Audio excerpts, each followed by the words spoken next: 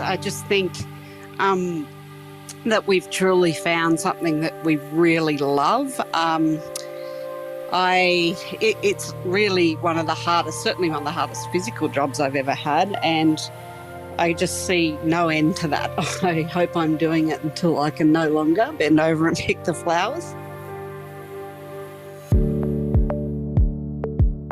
This is The Producers. I'm Anthony Huckstep. For farmers Angela and Brendan Argyle of Argyle Australian Saffron, location was vital for the success of their foray into saffron. The regional New South Wales town orange is perfect for saffron, which demands 4 distinct seasons to thrive, and as Angela discovered, a hell of a lot of grit and determination too. We live in a little place called Lidster, which is just outside Orange, about 15 k's out of Orange. There's 4 really distinct seasons in Orange, like you can nearly flick a switch to the seasons here on the day. And saffron loves the very, very cold, so it almost needs to drop below 0 for saffron to flower. So Orange is great for that, and really dry, preferably hot summers when the bulbs are dormant, so that they get nice and dry and ready to flower again for the next season. So the weather and the climate here is perfect, and we're also very fortunate to live on the foothills of Mount Canobolas, and our soil is just beautiful. I've never lived anywhere that anything will grow that you put in the ground here, really. We've just got beautiful volcanic soil, a lot of grape. We are surrounded by vineyards and orchards, of course, in Orange. But yeah, we're very fortunate to have beautiful soil here too. With a lifelong ambition to get back to their country roots, in 2016, Angela and Brendan packed up and moved their lives to Orange in regional New South Wales. My husband Brendan and I moved out to Orange after 20 years in Sydney, and it was sort of always our intention to farm something eventually, and we hadn't really decided what that was, but we only have a 10-acre property, so it's not big. And we were actually watching Landline one day and saw TasSaff, who are the biggest growers in Australia. They're down in Tasmania. And I thought, I know nothing about saffron. Literally, I don't think I'd ever cooked with it.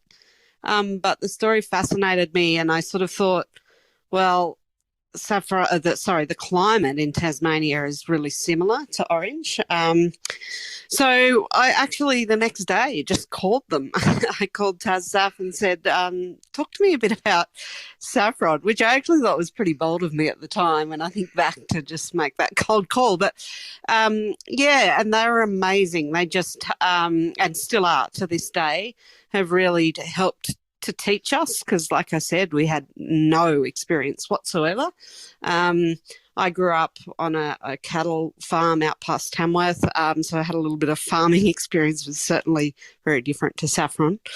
So yeah, then we got talking to them. We did soil testing with their help, and determined that what we suspected was true, that our soil was really well suited to saffron, and certainly the Orange climate, like I mentioned before, is perfect for it. And yeah, there are a few other reasons it appealed to us, I guess. Saffron lasts indefinitely if it's stored properly, so we sort of figured if we grow it and don't sell any, then it'll always just sit in the jars, and so that wasn't really going to be an issue for us. And also that you don't need a lot of expensive heavy plant or equipment, because everything with saffron's manual.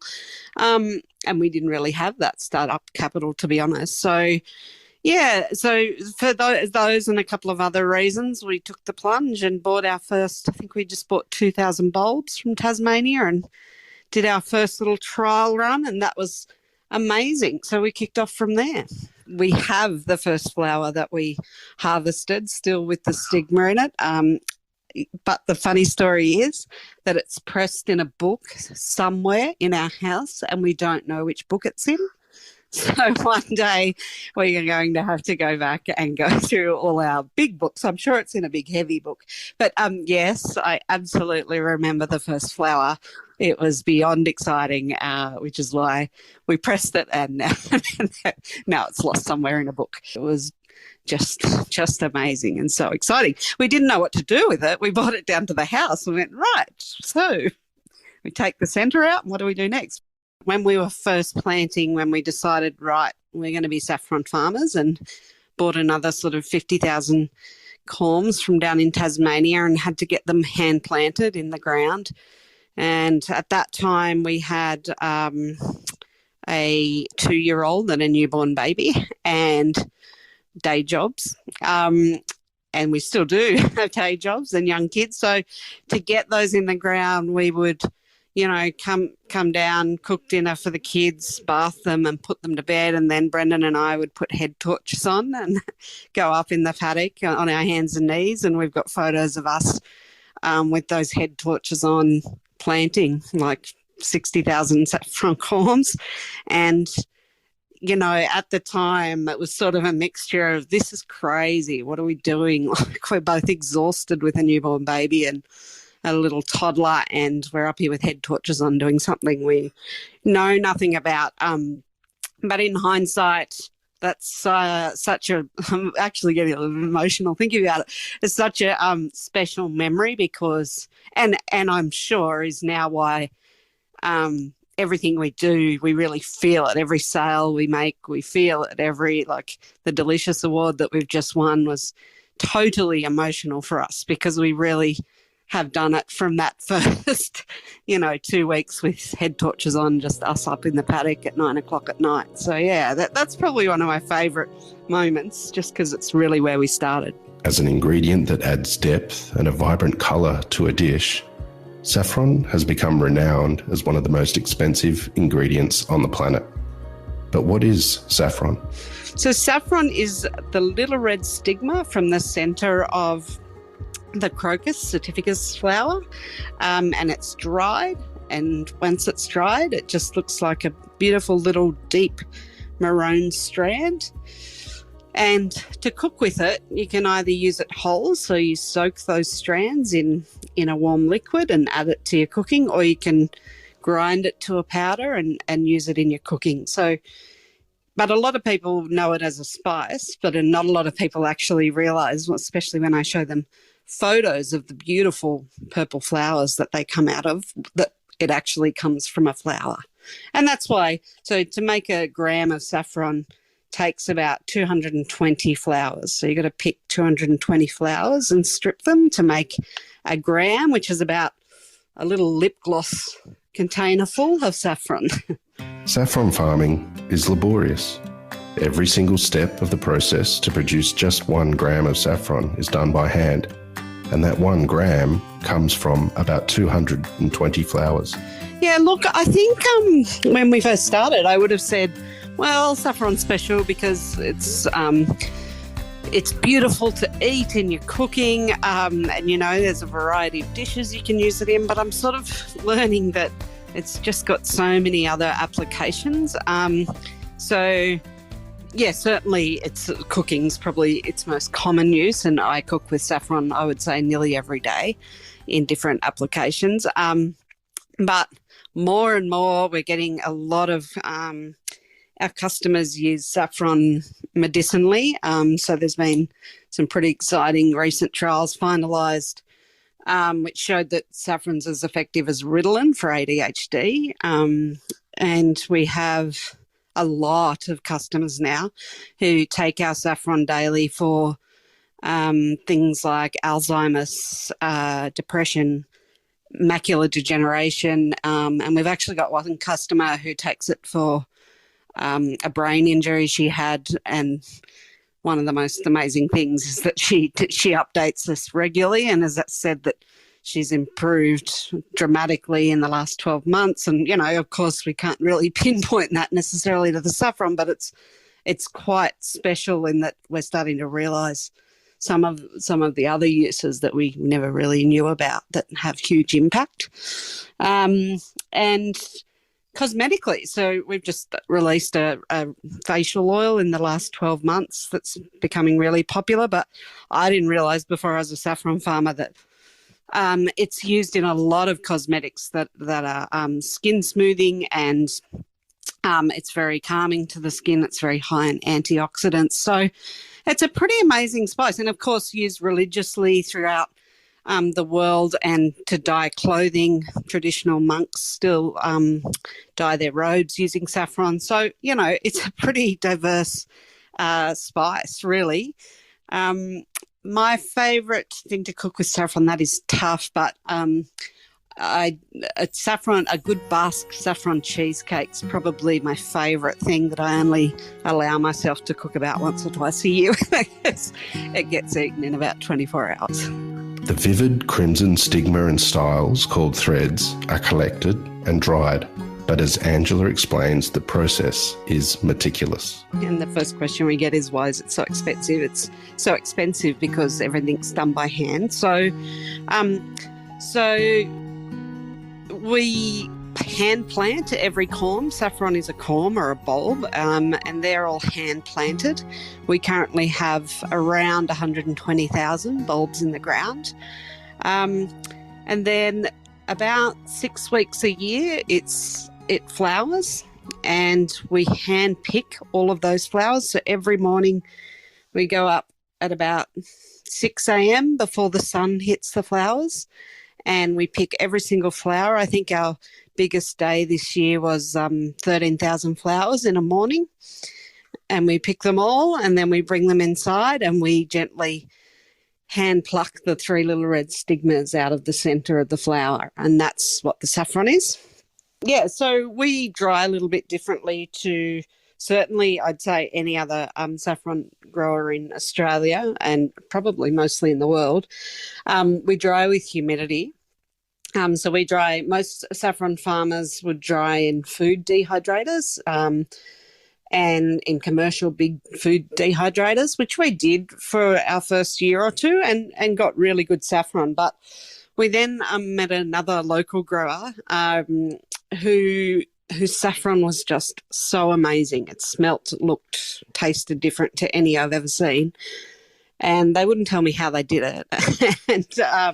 And then eventually they actually sold up, and we bought a lot of their stock, and part of the deal was they told me what they were doing.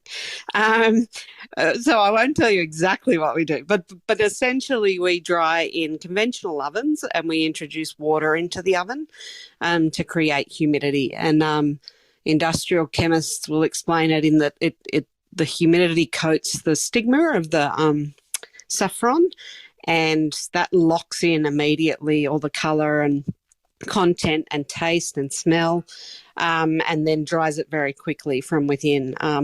So we dry, like probably in a quarter of the time to most other farmers. And we're really finding that that's made a huge difference. Customers who've been using our saffron since we started have said in the last 2 years it's so much stronger, and particularly the aroma is a lot stronger, and the colour. So, it's been an interesting change. After a lot of back-breaking ground preparation, they hand-planted their first saffron in 2018, which yielded just 10 grams of saffron. It was at that moment they realised why it's such a valuable product. Look, I think there's a lot of challenges in growing saffron, and continues to be. We're still so young in the process and still learning. But certainly, I guess, that you can't control the environment. The only thing that really affects saffron or can kill saffron is too much rain, so too much moisture. And we've certainly had that this year. So we unfortunately think we've lost maybe up to 50% of our crop this year, or of our stock this year, which is a huge challenge for us. So that's something, we're going to have to learn from and change a few things. Of course, like I said, you can't control the weather, unfortunately, but we will trial some different ways when we replant this year. But that's been a huge challenge, keeping our saffron dry in a very wet season. But also, I guess, just like when you start anything new, I don't know. I think we panic over little things that we see and we don't know whether that's right or wrong. So you try different things and some of them work and some of them don't. But yeah, just learning is both one of the biggest challenges and also one of the biggest joys, I think. A lot of people know saffron as a spice, but few realise it comes from a flower. Angela believes its unique properties make it more versatile than many realise. Probably the most common comment, definitely actually, the most common comment we get is, yeah, I know what saffron is, but I don't really know how to use it. So my advice is just use it in a few simple things like saffron rice. So anything that has a stock, so even if you're just cooking rice with boiling water as you normally would, or absorption, just to add a couple of strands of saffron into the mix or steep it in stock before you use it in a soup or in a curry, and just use it as you would stock or water in a dish. And probably before I was a saffron farmer, that's about all I would have thought to use saffron in was rice and curry. But now I actually use it a lot more in baking. So I tend to tell people that saffron goes so well with dairy. So I make saffron custard for my kids at least once a week. So just add a little bit of saffron into some milk to steep and then use it to make custard or scones or cakes, any form of baking or, dairy based, so cheesecakes, things like that. Saffron's wonderful with. Life on the farm is idyllic, but it's hard yakka. The commitment required has changed Angela's perceptions of life as a farmer. We've learnt perseverance and grit, I would say, are the two things that are consistent in our lives since growing saffron. Perseverance in that, we've had losses this year with rain, and because we love it, you just get up and you just keep going. You will go up there like I did yesterday for 2.5 hours and weed half a row, and I'll go up there in 2 weeks and most of it will be back and I'll start again. So you certainly learn to persevere and to keep going and have a lot of grit, and particularly in harvest season, obviously, you pick all those 13,000 flowers and get it all done and sit all day and do that, and then you go up in the morning and they're all there again, which is a wonderful thing we love, but it absolutely takes commitment to keep going. And then this year you pull up saffron every 3.5 years. So this year, in about 6 weeks, in fact, we start the process, which is hand lifting all those 120,000 corms, and we'll separate them all out by hand and clean them and check them.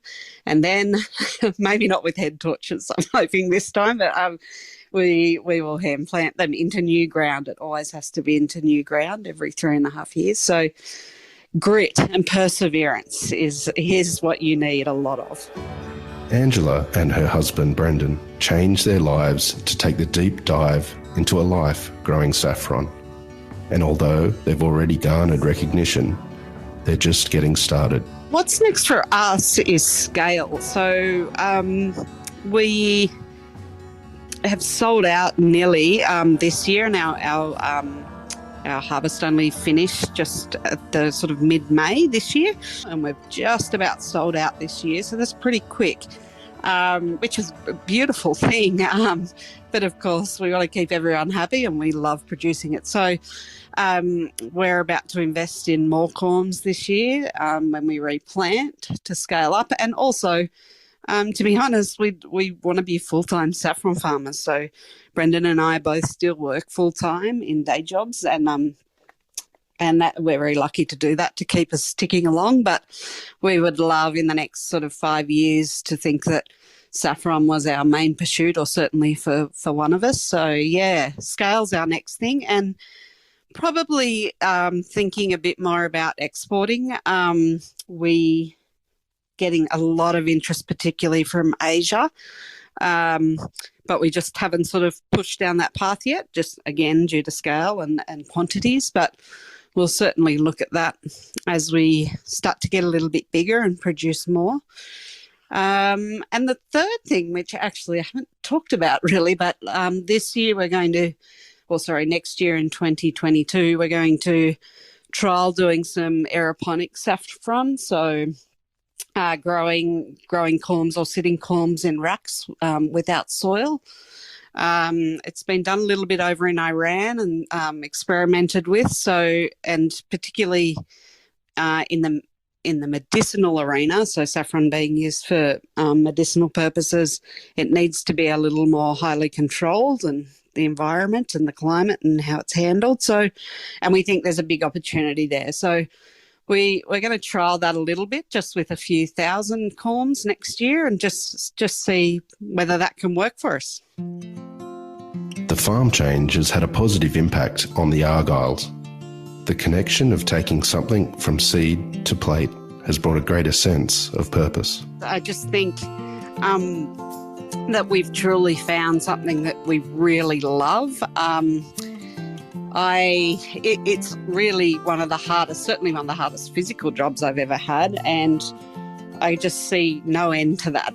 I hope I'm doing it until I can no longer bend over and pick the flowers. So I think, and as I was talking about before, from that absolute start from nothing, no knowledge, head torches on with a newborn baby in the house in bed, to now, I think you realise when you do something like that, the impact when it succeeds, when you come up with a product that's beautiful and everyone's enjoying, and that's just so encouraging and so exciting, and it's just amazing to get up and really feel like you've built something. So I think it's changed our lives in that way, and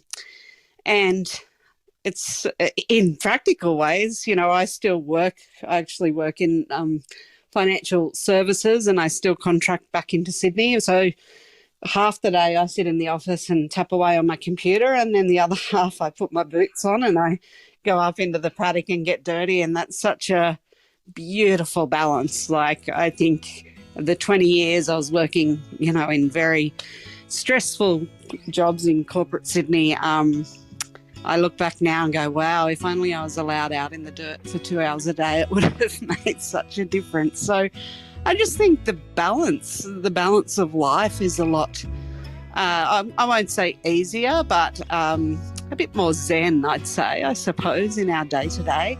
And, of course, living in a regional area now and being farmers brings with it benefits, especially in this environment we're operating in now. We feel very lucky to have wide open spaces and to be doing what we're doing. Everyone asks me especially my colleagues from back in Sydney who are used to seeing me in suits and makeup every day, still sort of are in disbelief that I'm a saffron farmer, and why do I love it so much, and why am I putting myself through the hard physical work that is being a saffron farmer. And I just don't have an answer other than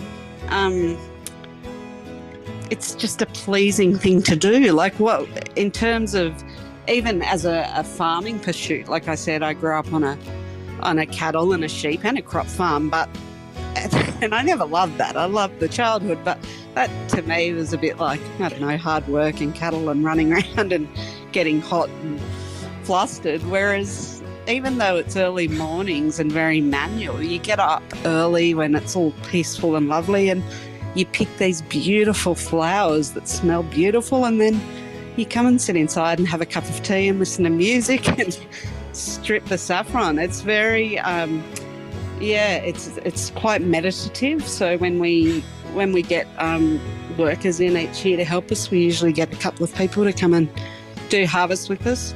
They all just love it, because I think it's almost, like sitting doing a jigsaw puzzle. You just sit and do it. And I think that's really part of it. I just love that, the nature of what it is to produce saffron. In just 5 years, Angela and Brendan are not only producing some of the best saffron in the world, but are living proof that belief, grit, and determination fosters the most fruitful outcomes.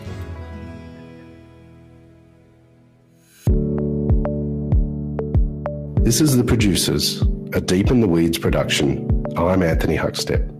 Stay tuned as we share the stories of producers, farmers, makers and growers, the true lifeblood of the food industry. Follow us on Instagram at Producers Podcast or email us at producerspodcast@deepintheweeds.com.au.